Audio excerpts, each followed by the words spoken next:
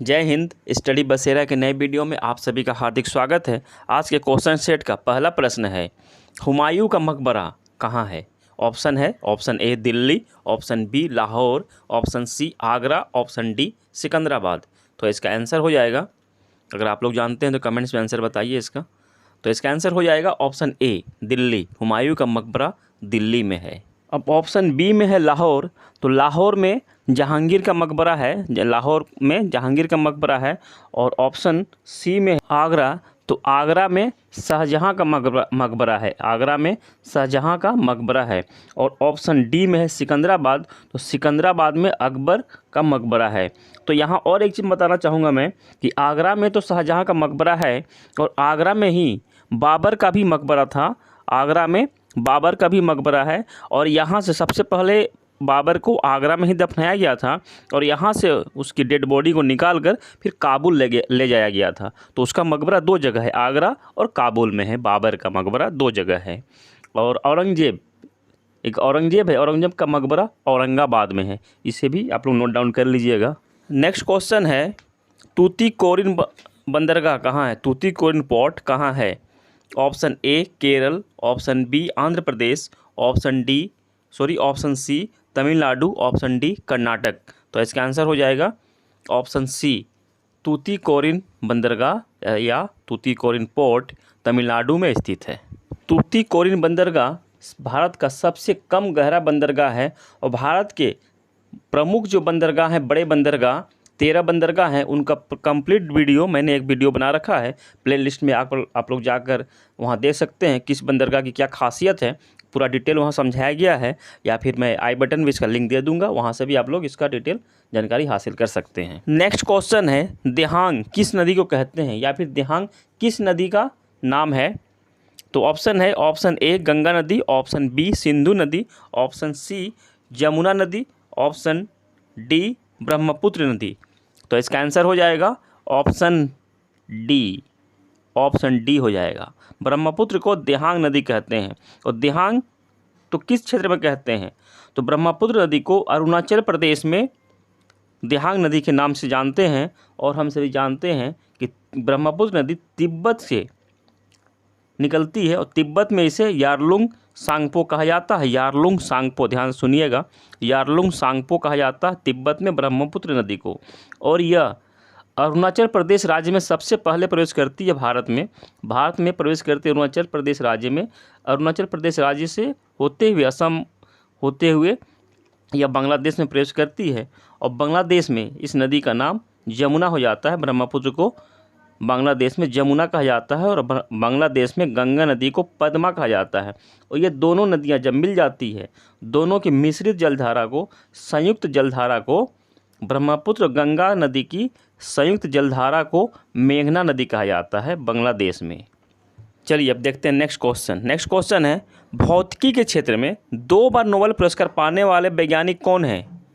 Option है option A John Bardeen, option B Linus Pauling, option C Frederick Sanger, option D madam Curie. तो इसका answer हो जाएगा option A John Bardeen. भौतिकी के क्षेत्र में इन्हें 2 बार नोबेल पुरस्कार मिल चुका है, यानी कि जॉन बार्डिन भौतिकी के क्षेत्र में अब तक नोबेल पुरस्कार पाने वाले 2 बार नोबेल पुरस्कार पाने वाले पहले व्यक्ति हैं। और यह हम लोग ऐसा देख लेते हैं, ऑप्शन मैंने ऐसा सेट किया है कि इन सभी ऑप्शन जितने हैं, चारों ऑप्शन सभी को 2 बार नोबेल पुरस्कार मिला है और किस क्षेत्र में मिला है वो भी हम लोग देख लेते हैं। तो ऑप्शन बी में, ऑप्शन ए तो हम लोग देख लिया कि जॉन बार्डिन को फिजिक्स के क्षेत्र में 2 बार नोबेल पुरस्कार मिला है और कब मिला है वो ईयर भी देख लेते हैं। जॉन बार्डिन को फिजिक्स में पहला नोबेल पुरस्कार 1956 ईस्वी में और दूसरा नोबेल पुरस्कार 1972 ईस्वी में मिला था, पहला 1956 और दूसरा 1972 ईस्वी में। ऑप्शन बी में है लिनस पॉलिंग को पहला नोबेल पुरस्कार 1954 ईस्वी में केमिस्ट्री के क्षेत्र में मिला था, रसायन के क्षेत्र में। और दूसरा नोबेल पुरस्कार 1962 ईस्वी में शांति के क्षेत्र में मिला था, पीस के लिए, पीस नोबेल प्राइज उन्हें मिला था 1962 ईस्वी में, पहला केमिस्ट्री और दूसरा शांति के लिए लिनस पॉलिंग को। ऑप्शन सी में है फ्रेडरिक सेंगर को केमिस्ट्री के क्षेत्र में उन्हें 2 बार नोबेल पुरस्कार मिल चुका है। तो केमिस्ट्री में क्वेश्चन यहाँ भी बन सकता है कि केमिस्ट्री में 2 बार नोबेल पुरस्कार पाने वाले, रसायन के क्षेत्र में 2 बार नोबेल पुरस्कार पाने वाले वैज्ञानिक कौन है? तो आंसर हो जाएगा फ्रेडरिक सेंगर। तो इन्हें पहला नोबेल पुरस्कार मिला था केमिस्ट्री के क्षेत्र में 1958 में, और दूसरा नोबेल पुरस्कार मिला था केमिस्ट्री के ही क्षेत्र में 1980 ईस्वी में, 1980 ईस्वी में। ऑप्शन डी में है मैडम क्यूरी। मैडम क्यूरी को पहला नोबेल पुरस्कार फिजिक्स के क्षेत्र में, भौतिकी के क्षेत्र में 1903 ईस्वी में, और दूसरा नोबेल पुरस्कार केमिस्ट्री के क्षेत्र में यानी कि रसायन के क्षेत्र में 1911 ईस्वी में मिला था। नेक्स्ट क्वेश्चन है, ये जो क्वेश्चन आप लोग देख रहे हैं ये करंट से रिलेटेड है, इस साल के लिए करंट से रिलेटेड अभी के लिए, और अब इसके बाद वो स्टैटिक जीके में आ जाएगा, स्टैटिक जीके बन जाएगा। क्वेश्चन है 2021 का शांति का नोबेल पुरस्कार किसे देने की घोषणा की गई है? किसे देने की घोषणा की गई है? क्योंकि नोबेल पुरस्कार की देने की घोषणा अक्टूबर के महीने में होती है, और पुरस्कार जो दिया जाता है 10 दिसंबर को पुरस्कार दिया जाता है। तो घोषणा जब हो गई है तो पुरस्कार उन्हें दिया ही जाएगा। तो ये क्वेश्चन अलग से भी बन सकता है, इस तरह से भी आ सकता है कि किसी घोषणा दी गई है या फिर 2021 का शांति का नोबेल पुरस्कार किसे दिया गया है। तो ऑप्शन देख लीजिए, आप लोगों ने ऑप्शन देख लिया है, तो इसका आंसर हो जाएगा ऑप्शन ए, दामित्री मुरायतोवा और मारिया रेसा, दोनों को ही 2021 का शांति का नोबेल पुरस्कार देने की घोषणा की गई है। यानी कि 2021 का शांति का नोबेल पुरस्कार दामित्री मुरायतोवा और मारिया रेसा को दिया गया है। दामित्री मुरायतोवा रूस के पत्रकार हैं, इनका एक अखबार है नोवाया गजेटा, इनके ये एडिटर इन चीफ हैं, और मारिया रेसा फीमेल पत्रकार है, फिलीपींस की, ये फिलीपींस से बिलोंग करती हैं। इन्हें यह पुरस्कार, शांति का नोबेल पुरस्कार, अभिव्यक्ति की स्वतंत्रता की रक्षा के लिए दिया गया है। अभिव्यक्ति की स्वतंत्रता की रक्षा के लिए इन्हें दिया गया है। ऑप्शन बी में है अब्दुल रज्जाक गुरना, ये तंजानिया के लेखक हैं। उन्हें 2021 का साहित्य के क्षेत्र में नोबेल पुरस्कार दिया गया है, और ये इनका जन्म तंजानिया में हुआ था, और ये अभी यूके में रहते हैं। इनका एक प्रसिद्ध बुक है पैराडाइज, जो कि 1994 ईस्वी में पब्लिश हुआ था, बहुत ही फेमस बुक है पैराडाइज। अब्दुल रज्जाक का जन्म तंजानिया में हुआ था, और ये एक रिफ्यूजी की तरह यूके में गए थे, वहाँ उनकी पढ़ाई लिखाई हुई है, बहुत ही मुश्किल से, समझ सकते हैं किस तरह से हुई है, और वहाँ अभी वो रहते हैं और वहीं के वो लेखक हैं। ऑप्शन सी में है बेंजामिन लिस्ट और डेविड मैकमिलन, तो इन्हें भी 2021 में पुरस्कार मिला है रसायन के क्षेत्र में। बेंजामिन लिस्ट और डेविड मैकमिलन को, बेंजामिन लिस्ट जर्मनी के वैज्ञानिक हैं, और डेविड मैकमिलन स्कॉटलैंड के वैज्ञानिक हैं। इन्हें रसायन के क्षेत्र में 2021 का नोबेल प्राइज़ मिला है। बेंजामिन लिस्ट और डेविड मैकमिलन को रसायन के क्षेत्र में ऑर्गेनो कैटालिस्ट के रिसर्च के लिए इन्हें यह पुरस्कार मिला है। ऑर्गेनो कैटालिस्ट तो आप लोग जानते हैं किस तरह से रसायन के क्षेत्र में किसी भी अभिक्रिया में, किसी भी केमिकल रिएक्शन में यह कुछ पार्टिसिपेट करता है, कुछ बनता तो नहीं है, पार्टिसिपेट करता है। इसके रहने से, प्रेजेंट होने से रिएक्शन का स्पीड जो है बढ़ जाता है या स्पीड घट जाता है। इसको स्पीड को प्रोडक्शन जो होना है वही प्रोडक्शन होता है, लेकिन स्पीड को बढ़ा देता है। और पहले दो तरह का कैटालिस्ट हुआ करता था, जो कि पहला था मेटल और दूसरा एंजाइम। ये कैटालिस्ट यूज होते थे, परंतु इन्होंने नया स्टार्ट रिसर्च किया है, और यह है ऑर्गेनो कैटालिस्ट के लिए इन्हें केमिस्ट्री का 2021 का नोबेल प्राइज़ मिला। ऑप्शन डी में है डेविड जूलियस और आर्डम पटापुटियन, तो इन्हें चिकित्सा के क्षेत्र में, मेडिसिन के क्षेत्र में 2021 का नोबेल प्राइज़ मिला है। और इन्हें किस लिए मिला है? तो इन तापमान और स्पर्श के लिए, रिसेप्टर्स की खोज के लिए, रिसेप्टर्स की खोज के लिए इन्हें 2021 का मेडिसिन के क्षेत्र में नोबेल प्राइज़ मिला है। रिसेप्टर्स के, किसी को चीज़ को छूने से हमें किस तरह से ठंडा या गर्म का अनुभव किस तरह से, किसके कारण से होता है, बॉडी में कौन सा रिसेप्टर्स है, इसकी खोज इन्होंने की है। इसके कारण दोनों वैज्ञानिकों को ये पुरस्कार मिला है, और ये दोनों वैज्ञानिक ही अमेरिका से बिलोंग करते हैं।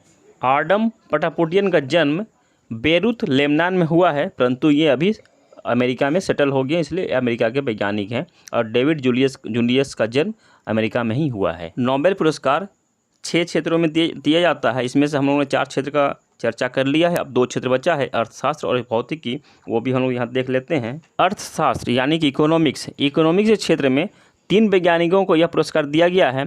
उनमें पहला नाम है डेविड कार्ड, दूसरे हैं जोशुआ एंग्रिस्ट और तीसरे हैं गुइडो इम्बेंस। ये तीनों वैज्ञानिक अमेरिका के हैं। इनमें 50% पुरस्कार राशि का 50% डेविड कार्ड को दिया गया है और 25% जोशुआ एंग्रिस्ट और गुइडो एम्बेस को दिया गया है। और इन्हें यह पुरस्कार लेबर इकोनॉमिक्स के क्षेत्र में बहुत ही अच्छा रिपोर्ट प्रस्तुत करने के कारण इन्हें यह पुरस्कार दिया गया है। नोबेल पुरस्कार अंतिम है पुरस्कार भौतिकी का पुरस्कार, फिजिक्स का पुरस्कार भी 3 वैज्ञानिकों को दिया गया है। पहला है सुकुरो मनाबे, ये इनका जन्म जापान में हुआ है परंतु ये अमेरिका में रहते हैं। इन्हें यह पुरस्कार वातावरण में यदि कार्बन डाइऑक्साइड की मात्रा बढ़ती है तो वातावरण का तापमान बढ़ जाता है, इस रिपोर्ट को इन्होंने प्रस्तुत किया था। इसी रिपोर्ट को प्रस्तुत करने के कारण इन्हें यह पुरस्कार 2021 का भौतिकी का नोबेल पुरस्कार दिया गया है। इन्हें यह पुरस्कार राशि का 25% दिया गया है। और दूसरे हैं क्लॉस हैसलमैन, ये इनका जन्म जर्मनी में हुआ है परंतु ये भी अमेरिका में रहते हैं। इन्हें क्लाइमेट मॉडल प्रस्तुत करने के लिए इन्हें पुरस्कार दिया गया है और इन्हें भी पुरस्कार राशि का 25% दिया गया है। और तीसरे हैं जॉर्जियो परीसी, इन्हें यह पुरस्कार राशि का 50% दिया गया है। इनका जन्म इटली में हुआ है परंतु ये भी अमेरिका में ही सेटल हैं और इन्हें क्लाइमेट चेंज को समझाने के लिए, बेहतर तरीके से क्लाइमेट चेंज को समझाने के लिए इन्हें यह पुरस्कार दिया गया है। और इन्हें यह पुरस्कार राशि का 50% मतलब आधा हिस्सा जॉर्जियो परीसी को दिया गया है। नोबेल पुरस्कार का वितरण 10 दिसंबर को होता है क्योंकि 10 दिसंबर को अल्फ्रेड नोबेल की पुण्यतिथि है। अल्फ्रेड नोबेल का जन्म 21 अक्टूबर 1833 ईस्वी में स्टॉकहोम में हुआ था, स्वीडन की राजधानी स्टॉकहोम में 21 अक्टूबर 1833 ईस्वी में। और इनकी मृत्यु 10 दिसंबर 1896 ईस्वी में 63 की एज में 63 वर्ष की उम्र में सैनरेमो इटली में हुआ था इनकी मृत्यु। इसीलिए 10 दिसंबर को इनकी पुण्यतिथि है और इसी दिन नोबेल पुरस्कार दिया जाता है। लोगों के लिए क्वेश्चन है, आप लोग ये बताइए कमेंट सेक्शन में कि अल्फ्रेड नोबेल जी ने किस चीज़ का आविष्कार किया था। नोबेल पुरस्कार 1901 ईस्वी से 5 क्षेत्रों में दिया जाता है। अर्थशास्त्र को यानी कि इकोनॉमिक्स को छोड़कर 5 क्षेत्रों में 1901 ईस्वी से पुरस्कार दिया जाता है। और इकोनॉमिक्स का पुरस्कार 1968 ईस्वी से शुरुआत किया गया। 1968 से इकोनॉमिक्स के क्षेत्र में नोबेल पुरस्कार देना शुरू हुआ है। शांति का नोबेल पुरस्कार नॉर्वे की राजधानी ओस्लो में दिया जाता है और बाकी जो 5 बच गए शांति को छोड़कर भौतिकी, अर्थशास्त्र, रसायन, चिकित्सा और साहित्य का पुरस्कार, ये 5 पुरस्कार स्वीडन की राजधानी स्टॉकहोम में दिया जाता है। आशा करता हूँ आज के प्रश्न आप लोगों के लिए बहुत हेल्पफुल रहेंगे और आप लोगों को बहुत ही पसंद आए होंगे। तो लाइक करना मत भूलिएगा। चलिए आप सबकी मंगल कामना के साथ मिलते हैं फिर नए वीडियो में। तब तक के लिए जय हिंद, स्वस्थ रहें, मस्त रहें, धन्यवाद।